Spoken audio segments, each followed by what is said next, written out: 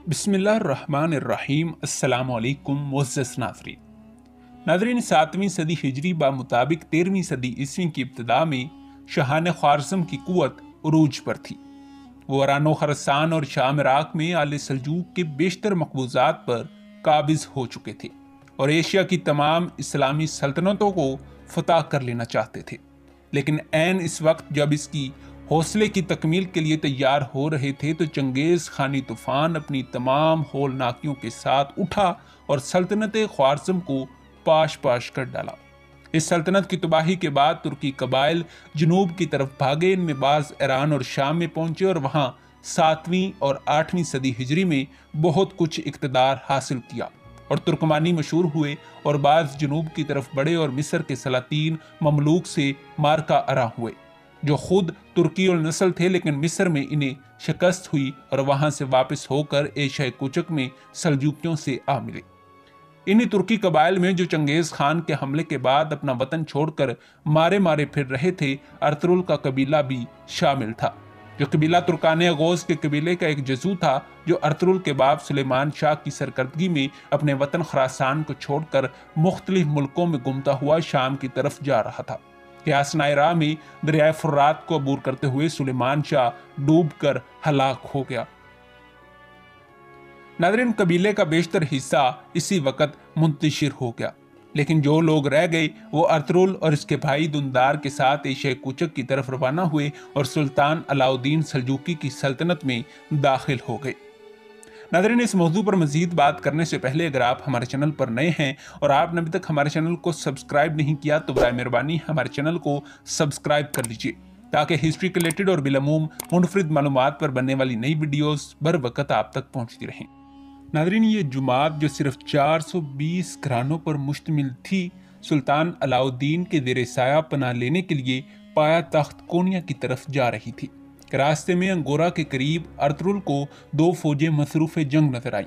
وہ کسی فریق سے واقف نہیں تھا، لیکن یہ دیکھ کر کہ ان میں سے ایک تعداد کے لحاظ سے کمزور اور دوسرا طاقتور ہے، اپنے سواروں کے ساتھ مختصر دستے کے ساتھ جن کی مجموعی تعداد صرف 444 تھی، کمزور فریق کی حمایت کے لیے بڑھا اور اس جانبازی سے حملہ آور ہوا کہ دشمن کو میدان چھوڑ کر بھاگنا پڑا۔ ناظرین، فتح حاصل کرنے کے بعد اسے معلوم ہوا کہ جس فریق کی اس نے یوں بر وقت مدد کی وہ سلطان علاء الدین سلجوقی کی فوج تھی، جسے تتاریوں کی ایک بڑی فوج نے گھیر رکھا تھا۔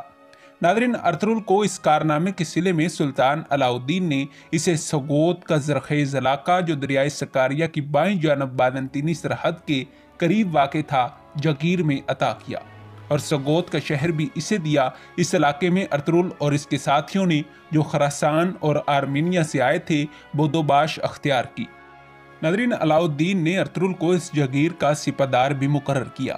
چونکہ ارطغرل کی جگیر بازنطینی سرحد سے قریب واقع تھی، اس لیے بازنطینی قلعہ داروں سے اکثر جنگ کی نوبت آتی رہتی تھی۔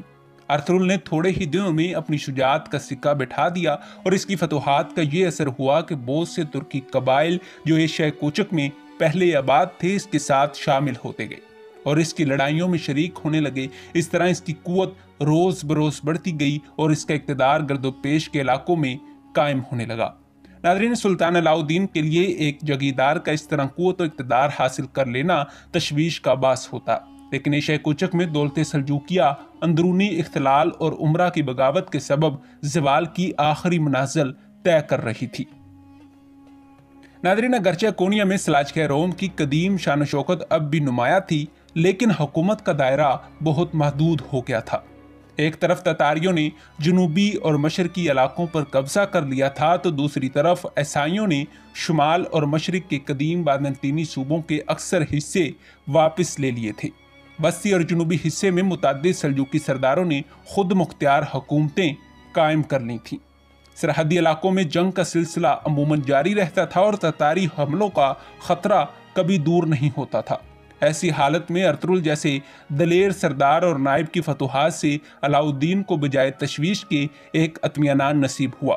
اس نے ارطغرل کو مزید انعامات عطا کیے۔ چنانچہ جب بنی شہر اور بروسا کے درمیان ایک جنگ میں ارطغرل نے علاؤالدین کے نائب کی حیثیت سے تتاریوں اور بازنطینیوں کی ایک متحدہ فوج کو شکست دی تو سلطان نے اس کے صلے میں اس شہر کو بھی اس کی جاگیر میں دے دیا اور پوری جاگیر کا نام سلطانوی رکھا۔